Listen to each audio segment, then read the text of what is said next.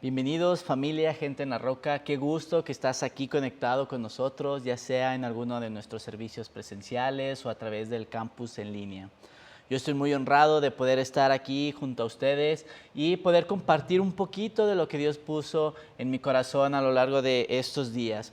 Estamos en el mes de la visión. Pastor Natán la semana pasada iniciaba esta nueva serie donde recordamos por qué hacemos lo que hacemos.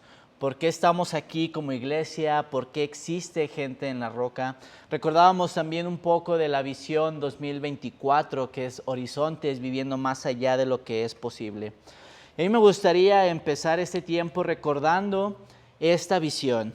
Gente en la roca existe para ayudar a otros a conocer a Dios, seguir sus pasos y encontrar su propósito en Él. En la mayoría de los casos se aplica esta visión en orden. ¿Por qué en la mayoría de los casos? Porque como iglesia tenemos esta visión de ir por las almas que no conocen a Dios para que ellos puedan conocer a Dios. Eso es la primera parte. Sin embargo, hay personas que ya vienen previamente conociendo al Señor. Segundo, tenemos que seguir sus pasos, caminar en obediencia, siguiendo todo lo que Él nos ha pedido hacer. Y tercero es encontrar nuestro propósito. Como decía, hay personas que ya llegan conociendo al Señor, hay personas que ya llegan e incluso después de caminar mucho tiempo en otros lugares en obediencia, incluso con algún llamado muy específico, pero en la mayoría de los casos es esta parte que se cumple en orden. Aquellas personas que llegan a nuestra iglesia ya conociendo al Señor, los animamos a que puedan tomar los pasos del discípulo. Son estas 4 lecciones que tomamos mes a mes, se van repitiendo y esto nos ayuda a conocer un poquito más a fondo y a detalle por qué existe gente en la roca, para quién es gente en la roca y estos asuntos doctrinales que como iglesia nosotros creemos. Nosotros no podemos encontrar nuestro propósito si no conocemos a Dios. Nuestro llamado no viene del mundo. Podemos ver necesidad en el mundo, pero a veces el cubrir esas necesidades tal vez no vaya de acuerdo al propósito que Dios ha puesto en tu corazón. El llamado y el propósito de nuestras vidas viene directamente de Dios y claro que sí es para el mundo. Vemos todos los ejemplos en la Biblia, muchas de las personas que fueron llamados fueron para hacer un impacto en la sociedad en donde se desenvolvían. Sin embargo, su llamado no surgió por causa de la necesidad que había en el mundo o en la sociedad, sino por causa de que Dios así lo decidió. Otra parte muy importante es que nosotros no podemos caminar hacia nuestro llamado si no podemos seguir los pasos del Señor. Nosotros no podemos avanzar a lo que Dios nos está pidiendo si no podemos obedecer las cosas básicas que Él nos enseña en su palabra, que vemos en su Biblia. Si tenemos un propósito es porque tenemos que caminar en todo lo demás que dice la Biblia, en cosas tan sencillas como compartir nuestro testimonio con alguien más, en no robar, en cumplir básicamente con todo lo que la Biblia nos enseña que tenemos que hacer, en nuestra generosidad, en nuestro estilo de vida, en cómo amamos a las otras personas, en cómo amamos a Dios. Es importante que podamos seguir sus pasos, que esto significa, en pocas palabras, obedecer y caminar en esta obediencia. Esto es muy importante. Ser discípulo es muy difícil si no tenemos un propósito. Y en esto es donde quiero enfocarme un poquito más en este día. Porque ¿cómo puedo saber si yo como discípulo estoy aprendiendo las cosas correctas? ¿Y a qué me refiero? Yo me puedo meter, por ejemplo, al ministerio de ayudas, capacitarme, pero si yo no tengo el propósito de estar en este ministerio de ayudas, posiblemente sea un poquito complicado. No estoy diciendo que sea tiempo desperdiciado, no estoy diciendo que esto que estoy haciendo de plano no sirve, porque la palabra de Dios nos enseña que todo lo que hacemos para el Señor no es en vano. Pero ¿cómo puedo saber entonces cuál es mi propósito? Si Dios me ha dado un llamado para estar en el ministerio de los niños y ahí está mi llamado, yo necesito estar aprendiendo las cosas correctas y capacitándome en estas áreas para poder ejercer mi llamado y mi propósito de una manera adecuada y de una manera capaz. Ser discípulo, eso es lo que Jesús nos encomienda a hacer. Su ministerio fue hacer discípulos. Él nos ha dejado esta tarea de ir por todo el mundo, predicar el Evangelio, hacer discípulos y bautizarlos en el nombre del Padre, del Hijo y del Espíritu Santo. Y la semana pasada era lo que nosotros celebrábamos en servicios presenciales. Festejábamos, celebrábamos con las personas que decidieron tomar estos pasos de bautizarse, de seguir sus pasos para poder encontrar el propósito. Ahora, la visión de este año 2024 es horizontes, viviendo más allá de lo que es posible. Pastor Natán al inicio de este año nos decía un montón de cosas que quedaron grabadas en mi corazón, espero que en el tuyo también. Y decía una frase muy específica que quiero compartir con ustedes. Dice que habrá una gracia del Señor para todo lo que realizas por fe este año. Lo que anhelas para los siguientes 5 años, del periodo más o menos del 25 al 2030, será sembrado en este año 2024. Y para poder dar fundamento a esta palabra del año, se hablaba acerca de la historia de Elías, más específicamente unas cosas que pasaron en el primer libro de Reyes, en el capítulo 18, de los versículos 41 al 45. Hablábamos de muchos milagros que hacía Elías, cómo mató a los profetas de Baal y toda esta como batalla que se hizo con los altares y a ver cuál Dios quemaba primero los sacrificios. Vemos que Dios, incluso con las piedras mojadas y todo el altar mojado, Dios trajo el fuego y prendió el altar y ahí después mató a los falsos profetas. Luego también vemos cómo tuvo una fuerza extraordinaria para correr y llegar primero a Jezreel antes que el propio rey que iba en su carro. Elías se ciñó con la verdad, ató su ropa y llegó antes que el rey. Elías, esto fue algo que me impactó, que compartía también Pastor Natán en esta palabra del año. Elías no era un hombre seguro de sí mismo, sino era seguro de que Dios estaba con él. Y esa es una parte muy importante porque de eso depende nuestra fe. De que nosotros podamos estar seguros de que Dios, hagamos lo que hagamos, Él va a estar con nosotros, nos va a dar la fortaleza y las capacidades para seguir avanzando. Y no sé si notaste a lo largo de la historia de Elías que Elías tenía un criado, un siervo que caminaba con él para ayudarle en su ministerio. La función del criado era más o menos ayudarle a organizar las cosas para los viajes que hacían, con la logística tal vez. Y estaba ahí como para hacer el trabajo que Elías estaba más enfocado más bien en escuchar la voz de Dios, en hablar hacia las personas, y su criado se encargaba como de los detalles. Y veíamos acerca de este criado, cuando Elías lo sube, le dice, ve al monte y fíjate si ya viene la lluvia. El criado subió 7 veces para ver si venía la lluvia. Hablaba acerca de la obediencia, de cómo obedecer incluso cuando no entendemos. Porque imagínense esto, tal vez si yo estuviera en una posición como la que estaba el criado, de sube al monte y ve si hay lluvia, y ya subí una vez y no, pues no viene la lluvia. Vuelvo a bajar y me dice, no, pues vuelve a subir. Y es como de, pues bueno, a lo mejor en esta sí viene la lluvia. Y yo subo y no, pues se ve todo muy despejado, ni siquiera una nube se ve, no creo que venga lluvia pronto.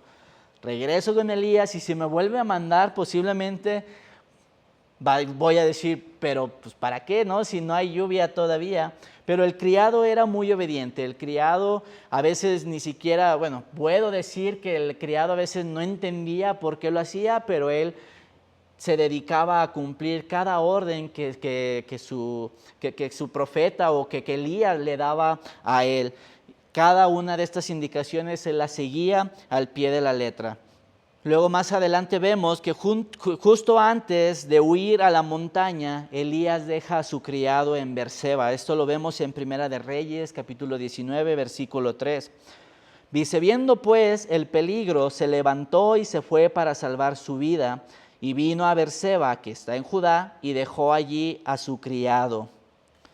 La Biblia no dice más del por qué el criado se quedó allí, y por qué no fue con Elías. Se pudieran hacer algunas conjeturas, pero la Biblia no nos da mayor información acerca de esto. Y quiero dejar algo muy en claro, es importante mencionar y entender que el criado no era una mala persona. Al contrario, yo creo que era una persona bastante buena que se limitaba y se esforzaba por cumplir y obedecer cada una de las indicaciones que le daba Elías, y él cumplía con cada uno de sus deberes que tenía como criado.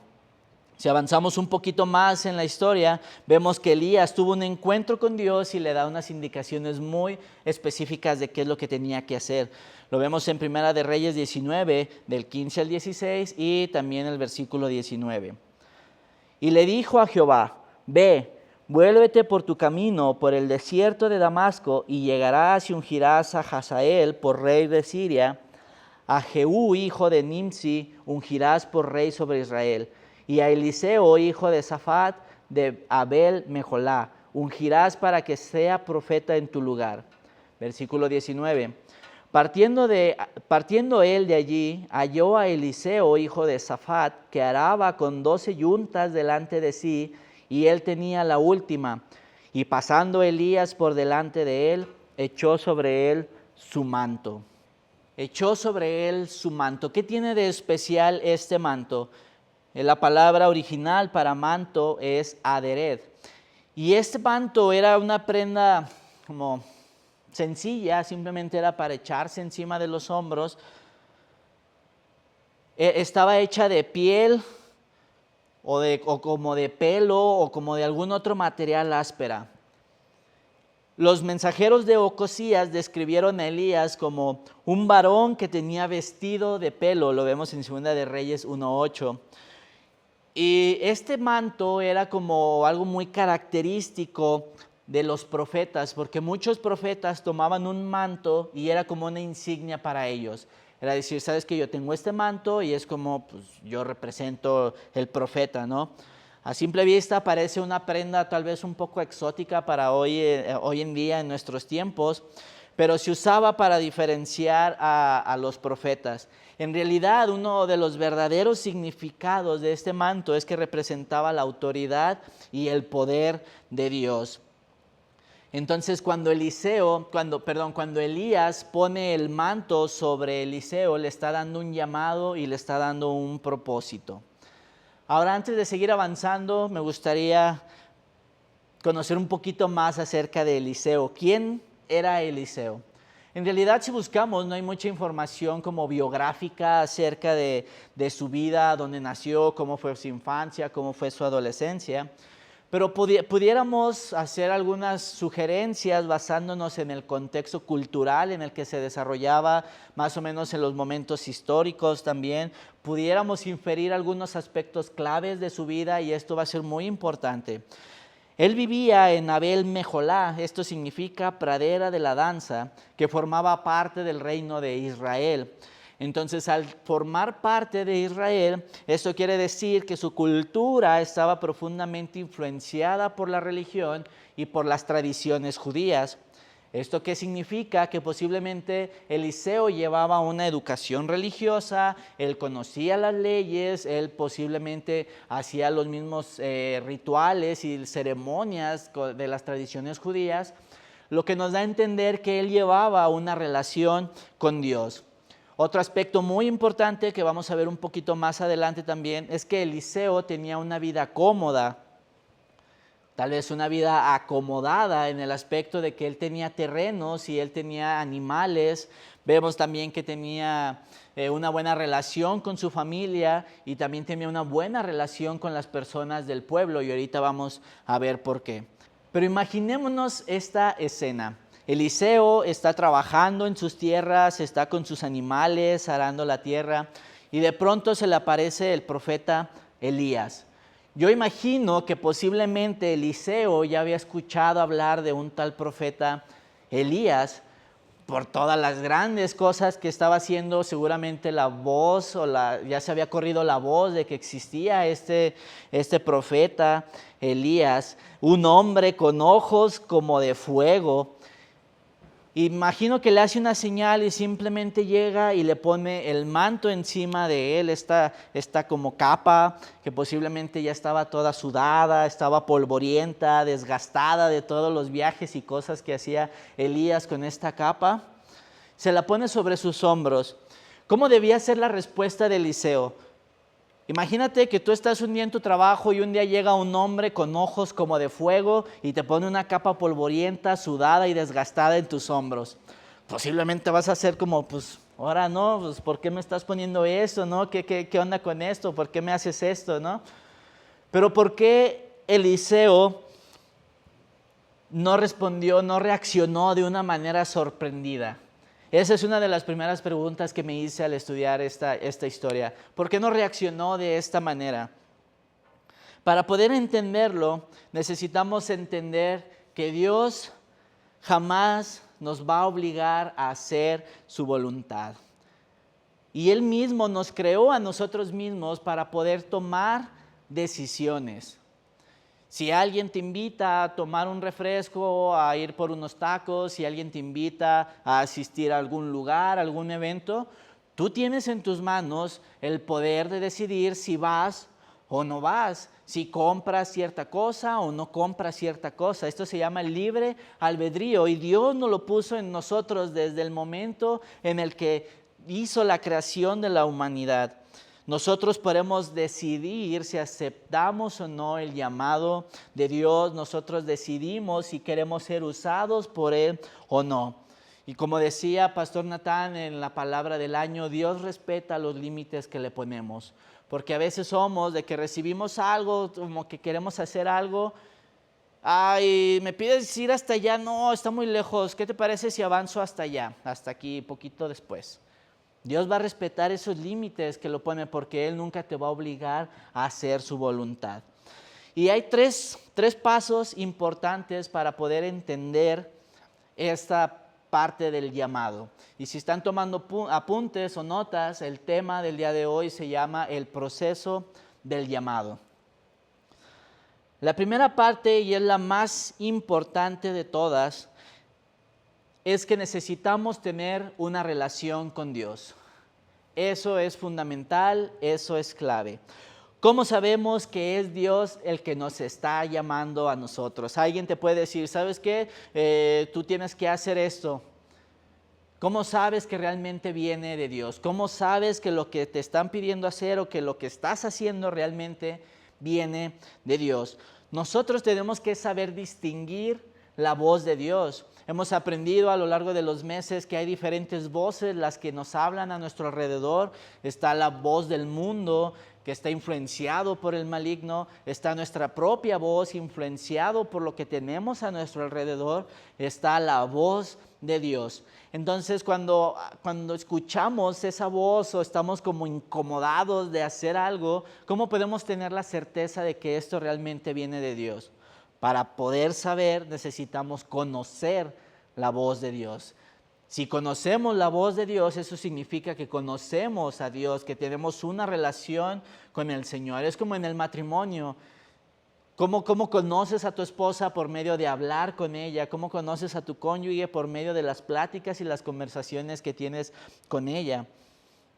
Como les decía en un inicio, nuestro llamado no viene del mundo. Yo puedo ver una necesidad y posiblemente esa necesidad sea una parte o una pista que me guíe hacia mi verdadero llamado, pero el llamado viene en primer lugar puesto por Dios para nuestras vidas. Claro que sí va a ser para el mundo. Si Dios te habla a ser evangelista, claro que vas a tener un impacto para el mundo. Y posiblemente si desde que estabas niño, adolescente, tenías este fuego y esta necesidad o veías la necesidad en tu zona, en tu área de compartir el evangelio, posiblemente por ahí esté la pista de tu llamado, pero no siempre va a ser así. Tiene que venir primeramente de Dios. Vamos a Primera de Reyes, capítulo 19, versículo 20. Ya estamos en esta escena. Elías ya pone el manto sobre los hombros de Eliseo. Entonces, Eliseo, dejando él los bueyes, vino corriendo en pos de Elías y le dijo: Te ruego que me dejes besar a mi padre y a mi madre, y luego te seguiré. Y él le dijo, ve, vuelve, ¿qué te he hecho yo? ¿Por qué Eliseo respondió de esta manera inmediata? Si a lo mejor nos ponemos nosotros en su lugar, como decía hace un momento, puede ser muy extraño que alguien te ponga este manto encima, pero ¿por qué Eliseo no se sorprendió? ¿Y por qué respondió de esta manera inmediata? Dice, vino corriendo en pos de Elías. En cuanto él puso el manto, fue corriendo en pos de Elías. Entonces, esto nos lleva a pensar que posiblemente Eliseo ya tenía el entendimiento de qué era lo que estaba pasando. ¿A qué me refiero? Que él ya tenía una relación con Dios. Recordamos que él estaba en esta cultura de las tradiciones israelitas, judías, donde tenían una relación con Dios. Posiblemente él ya estaba como con este deseo o algo había en su interior y él ya sabía el significado de qué significa más bien que alguien te ponga el manto en tus hombros. Tal vez él ya sabía que el manto era como la insignia de los profetas. Posiblemente Dios ya le había hablado a Eliseo por medio de una visión. Ya había estado hablando a Eliseo por medio de sueños o tal vez directamente. Pero de cualquier forma Eliseo responde sin titubear, ya que en el fondo él sabía que eso era su llamado. Y hay una nota aquí. Si vamos al Nuevo Testamento, vemos una escena donde hay unos potenciales discípulos que le preguntan a Jesús, te seguiré, Señor, pero déjame que me despida primero de los que están en mi casa. Y Jesús le dijo, ninguno que poniendo su mano en el arado mira hacia atrás es apto para el reino de Dios. Esto lo encontramos en Lucas 9, 61 al 62. Entonces, ¿por qué sí se aceptó el llamado de Eliseo? Porque él puso la mano sobre su arado y miró hacia atrás para despedirse de su familia. ¿Y por qué los potenciales o posibles discípulos cuando se acercaron con Jesús fueron rechazados? Yo creo que la diferencia reside principalmente en el corazón de estas personas. Jesús miró en el corazón de los tres candidatos de la lectura que ahorita leíamos. Y seguramente él notó que esos eran más excusas que realmente un déjame despido y me voy con todo contigo. Porque vemos que así fue lo que pasó con Eliseo. Estos discípulos del Nuevo Testamento posiblemente no tenían el deseo de comprometerse, posiblemente no tenían el deseo de sacrificar y de entregar todo lo que esto representaba y significaba. Y lo que vino después en la vida de Eliseo demuestra que él no estaba poniendo ninguna excusa, sino que él estuvo presto, él estuvo dispuesto inmediatamente para seguir a Elías. Elías le pregunta, ¿qué te he hecho yo? Ve, pues, ¿qué te he hecho yo? Elías a lo mejor estaba dando más a entender algo como de, yo te he llamado a ser profeta, pero esto no significa que tengas que romper con todos los vínculos de tu familia. Más bien, ve y diles qué es lo que vas a estar haciendo y luego ven conmigo. Ese es el corazón de Eliseo. Él recibió el llamado inmediatamente, contestó y estuvo dispuesto a entregarlo todo. Si seguimos en nuestra historia, en el versículo 21, dice, y se volvió y tomó un par de bueyes y los mató. Y con el arado de los bueyes coció la carne y le dio al pueblo para que comiesen. Después se levantó y fue tras Elías y le servía. Hay un montón de cosas pasando en este versículo. Eliseo está dando un banquete de celebración, digamos que es un banquete de despedida para su familia y para el pueblo. Pero lo curioso de todo esto es que él entregó de todo lo que él tenía, todo el banquete principal, toda la comida, lo proveyó por medio o por causa de su medio de vida. Él se dedicaba al campo, él araba la tierra, él tenía sus animales y con eso mismo que tenía fue que entregó este banquete a ellos. Y aquí recordé otra de las cosas que veíamos en la palabra del año 2024. Dios no hace las cosas conforme a nuestro estilo de vida.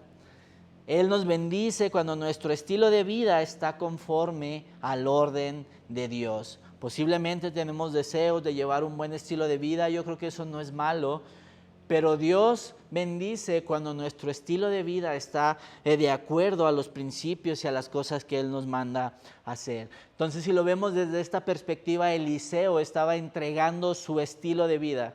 ¿Sabes qué, Señor? Lo que me da de comer, lo que me hace tener una vida estable y segura, son mis animales, son mis tierras, yo te lo estoy entregando a ti. Y literalmente él estaba haciendo sacrificios. Alguien que no tiene esta disposición espiritual, alguien que no tiene fe, posiblemente no estaría dispuesto a hacer este tipo de sacrificios. Porque literalmente Eliseo estaba sacrificando su estilo de vida, todo lo que conocía, su estabilidad económica, su buena relación con su familia, su buena relación con las personas del pueblo, lo que le daba de comer, lo que le daba esto, él lo estaba sacrificando. Él estaba literalmente cortando el puente que había detrás de él para dedicarse de lleno a su llamado. La fe es muy importante porque para dejar todo lo que te da sustento atrás, significa que ahora tenemos que depender totalmente de Dios. Y con esto podemos asumir que Eliseo ya sabía a lo que se enfrentaba, ya sabía lo que significaba entregarse de lleno a su llamado. Ahora, el segundo paso muy importante también es acerca de servir y aprender. Una vez que Eliseo recibió su llamado, la Biblia no menciona que Eliseo en ese momento haya empezado a profetizar o que haya empezado a hacer milagros y que se fue con Elías y entre los dos, Elías y Eliseo, hacían grandes cosas y grandes actos del Señor. Eso no dice. Cuando Dios te habla, tú sabes que no hay duda en ti. Hay como una convicción, como algo, como si un fuego ardiera dentro de ti. Y es cuando tú sabes que ya tienes este llamado, pero no significa que inmediatamente vas a empezar a ejercer ese llamado. Y esto está comprobado en la historia de Eliseo. Si lo vemos históricamente, Eliseo fue llamado en los últimos años del reinado de Acab. Y Elías, vamos a llegar a este punto más adelante, Elías fue llevado al cielo poco después del inicio del reinado de Joram. Entonces, cuando Elías es llevado al cielo, el ministerio de Eliseo empezó. ¿Esto qué significa? Que según más o menos las estimaciones de tiempo, Eliseo estuvo viajando o estuvo junto a Elías de unos 6 a 8 años aprendiendo. Durante todo este tiempo, Eliseo no viajó con títulos de el profeta, el asistente señor del profeta Elías, vicepresidente del ministerio de profetas a cargo de Elías SADCB. Él no viajó con esos títulos. Si lo vemos en la Biblia, él simplemente viajó como un siervo. Vemos el versículo 21, dice, fue tras Elías y le servía. En 2 de Reyes 3:11 dice que le servía a Elías, pero en estas palabras originales, una traducción literal sería que Eliseo derramaba agua sobre las manos de Elías. ¿Esto qué significa? Que Eliseo hacía las tareas más humildes. Imagínate en esta posición de Eliseo. Él ya había trabajado su relación con el Señor, él ya tenía como algo, una idea de qué era lo que Dios quería para su vida. Y cuando se confirma, posiblemente pudo haber sido tentador, no lo sé, son cosas que me imagino. El ya determinarse y llamarse a sí mismo como el profeta, porque yo ya soy, porque Dios ya me dio el llamado.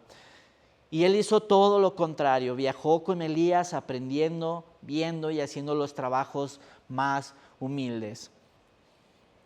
Mientras Eliseo servía, iba aprendiendo como si Elías le dijera, mira, voy a hacer estas cosas de esta manera para que luego tú las hagas y vayas aprendiendo. Hasta este punto, Eliseo prácticamente hacía las mismas funciones que el criado hacía. ¿Recuerdan? Al inicio de esta plática mencionábamos el criado, que el criado hacía las cosas como esos detalles pequeños o las tareas más humildes para para el profeta Elías, perdón. Aquí vemos que Eliseo está haciendo lo mismo. Hasta este punto yo creo que no hay tanta diferencia entre las actividades que hacía Eliseo referente a las actividades que hacía el criado. ¿Por qué? Porque ambos servían y ambos aprendían. Parte de nuestra visión como iglesia Gente en la Roca es poder dar las herramientas necesarias a todos para el crecimiento y desarrollo de cada persona, de cada discípulo. Tenemos grupos más pequeños entre semanas, sabemos que a veces una reunión de domingo pasan muchísimas cosas, hay más personas, hay menos tiempo para poder platicar, pero los grupos entre semana nos ayudan a crecer, a relacionarnos, a fortalecer más las amistades, a poder ver. Voy a poner el ejemplo del grupo de hombres, que a lo mejor un hombre está batallando con ciertas áreas de su carácter y otro hombre dice, ¿sabes qué? Yo también. Y entre todos podemos caminar juntos como amigos, fortalecernos y crecer y desarrollarnos y seguir madurando espiritualmente. Otra de las herramientas que tenemos como iglesia son los pasos del discípulo. Estas son 4 clases que tal vez pudieran parecer simples, pero tienen un gran poder porque estas nos enseñan todos los fundamentos, tanto bíblicos, personales, pero también los principios bíblicos básicos para nosotros como iglesia podemos enseñar y ahondar un poco más en por qué creemos lo que creemos, por qué nos bautizamos. Nos dan las herramientas para ver cómo puedo servir, para eventualmente poder encontrar nuestro propósito en la vida. Adicional a esto también tenemos el Instituto Bíblico del Calvario. Ya se están preparando nuevas materias para nivel licenciatura. Ya en la semana pasada veíamos el anuncio oficial de que estas materias ya están por venir. Entonces, todas estas son las herramientas que tenemos para poder empoderar a las personas. Otra de las cosas es cada líder de grupo entre semana. Hay líderes fuertes dentro de esta iglesia que pueden funcionar como mentores.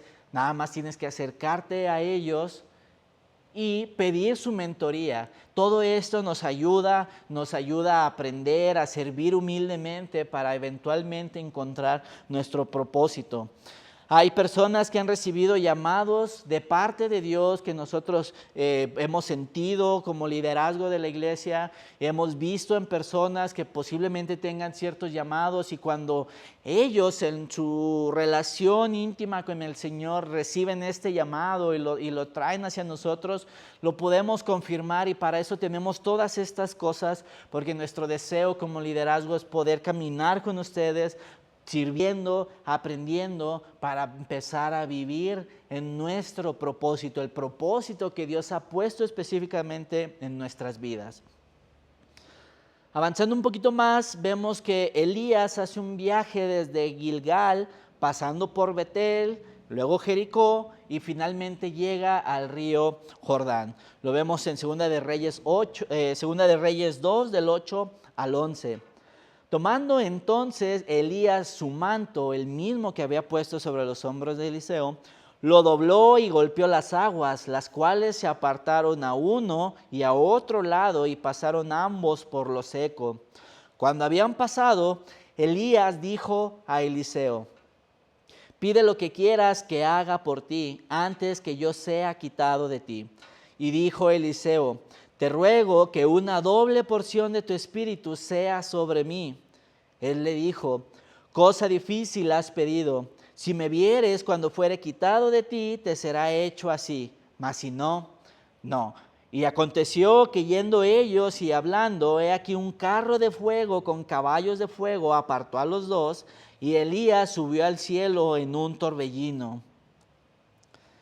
Y aquí es donde empezamos a ver ya diferencias respecto al servicio que daba Eliseo y al servicio que brindaba el criado de Elías. El criado se limitaba a obedecer. Elías le decía, ve y sube al monte, 7 veces lo dijo, 7 veces lo hacía el criado. pero Eliseo tiene una iniciativa. Y es aquí donde empieza a hacerse esta diferencia. El criado obedece sin cuestionar inmediatamente y hasta con buena actitud, yo creo, cosa que es algo buenísimo. Pero aquí Eliseo tiene la iniciativa de poder pedir una doble porción del espíritu que estaba sobre Elías. Y es aquí donde se separa, donde hay una diferencia entre el criado y el siervo y el discípulo. Porque todas las cosas que durante estos 6 u 8 años Eliseo hizo junto con Elías era discipulado. ¿Por qué? Porque Eliseo iba aprendiendo, iba sumando a su experiencia. Él veía las cosas que hacía Eliseo para que él eventualmente las pudiera replicar. ¿Y qué significa la expresión si me vieres? ¿Qué acaso no podía simplemente darle Dios su doble porción a Eliseo y ya? ¿Por qué Elías le pone esta condición de si me vieres? Y como tal no hay como una respuesta explícita y tajante en la Biblia de esto fue porque así se iba a hacer, se iba a demostrar algo, no sé. Pero podemos inferir que se trataba de una percepción espiritual. ¿Por qué? Porque si Eliseo podía ver los carros de fuego llevándose a Elías, significaba que Eliseo tenía la capacidad espiritual, la fe para poder ver las obras milagrosas del Señor, porque este acto de que Elías fue arrebatado con carros de fuego y caballos y un torbellino, es algo que no solo pasó en el mundo físicamente, sino era algo más espiritual. Y luego aquí me surgió una duda, ¿será que cuando el criado, volviendo a la parte que le pide a Elías, a su criado, subir al monte, ¿será que cuando el criado subió, no tenía la suficiente fe? O más bien, si el criado hubiese tenido la fe, posiblemente hubiera visto la lluvia venir y no tuvo que subir 7 veces. No lo sé, solo fue una pregunta que se me vino a la mente. Otro posible significado de esta expresión de si me vieres es una designación de Dios. Podría ser una forma en la que Dios mostraba su elección y su respaldo para Eliseo. Otra cosa tal vez era para ser testigo de este milagro, y ser testigo le daría la credibilidad y la autoridad ante los demás profetas. De yo estuve ahí cuando Elías fue arrebatado al cielo, ¿no? Y esto a su vez le daría la legitimidad del sucesor. Vemos que aquí Elías estaba preparando a Eliseo para que Eliseo tomara el papel de profeta una vez que Elías no estaba. Entonces esto era una prueba para los demás de que Eliseo era legítimamente el sucesor de Elías. Y dice la Biblia que Elías fue arrebatado de donde estaban cruzando el río Jordán, y todo lo que llevaba puesto se fue junto con él, excepto el manto.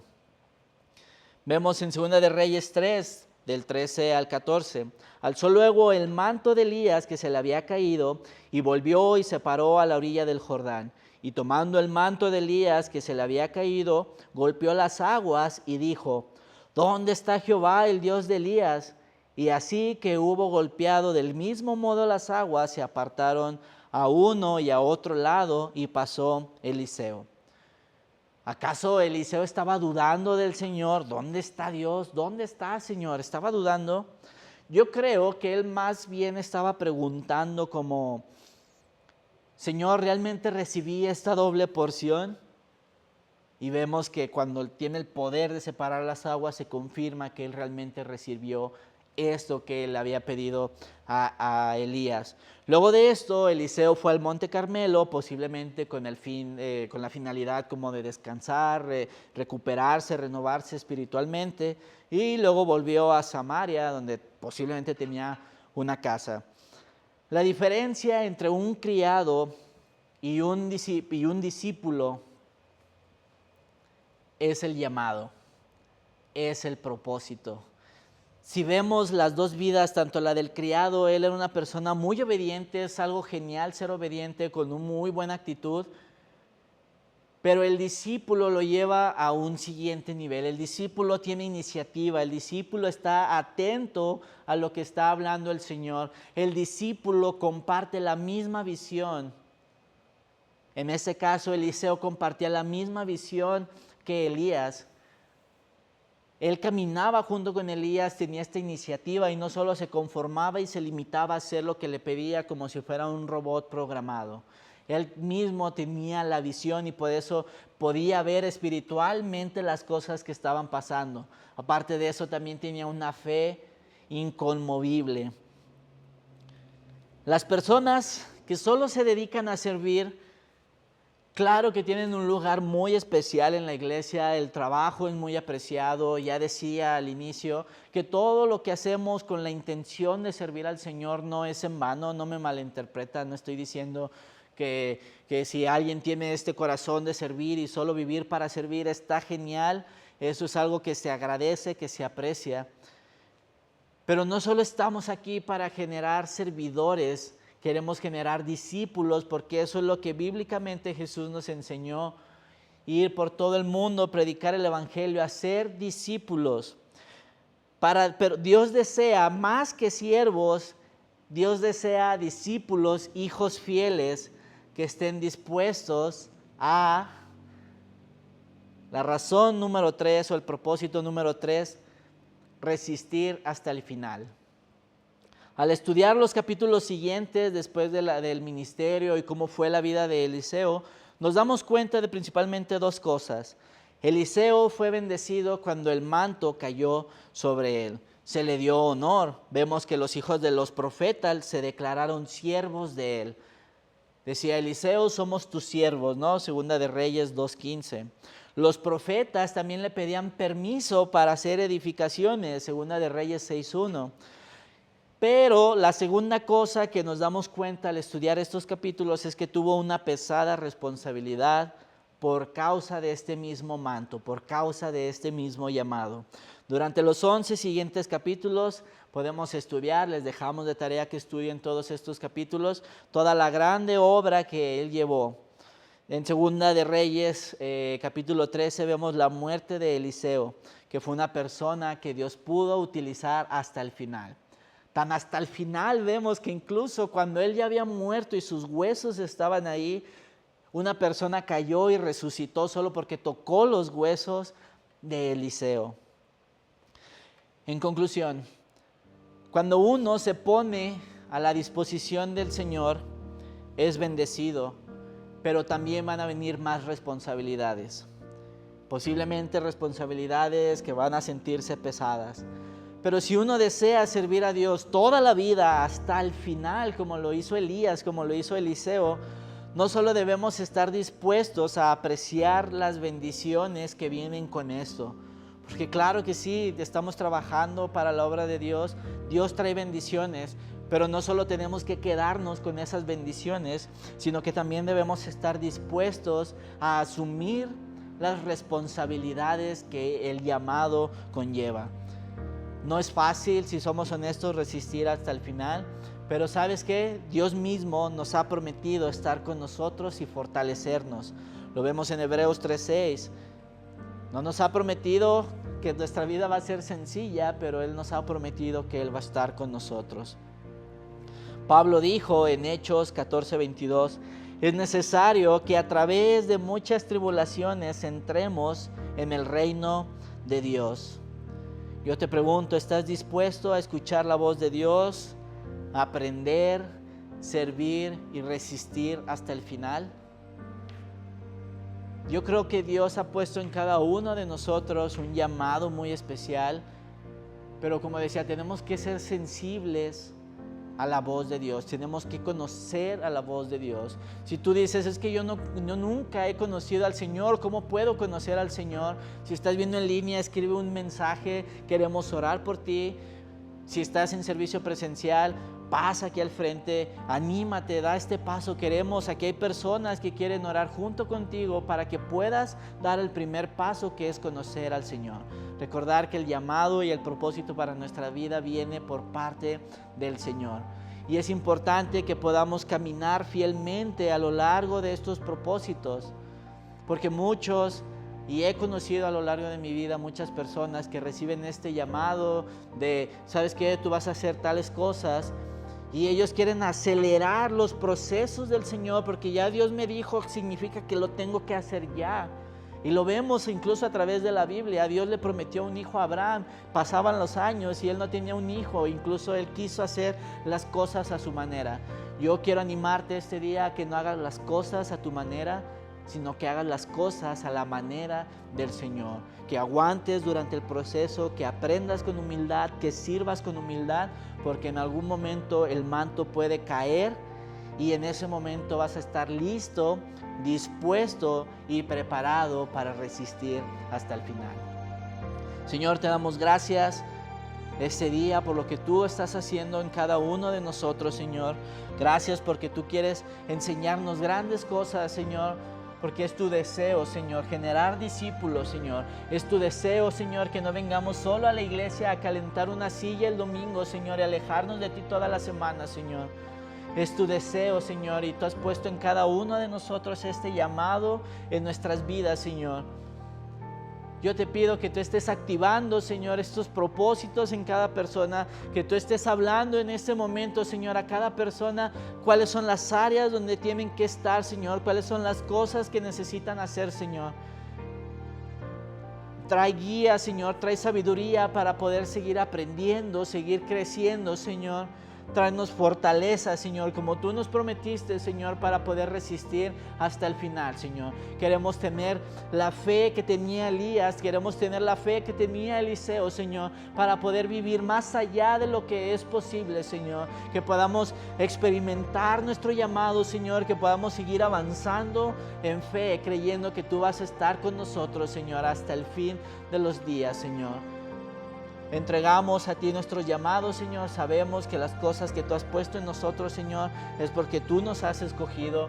Queremos estar dispuestos, listos y preparados para cualquier cosa que tú nos mandes a hacer, Señor. Te damos gracias en el nombre de Cristo Jesús. Amén. Qué bueno que estuviste conectado con nosotros. Deseo que tengas una excelente semana y que Dios te bendiga. Nos vemos la siguiente.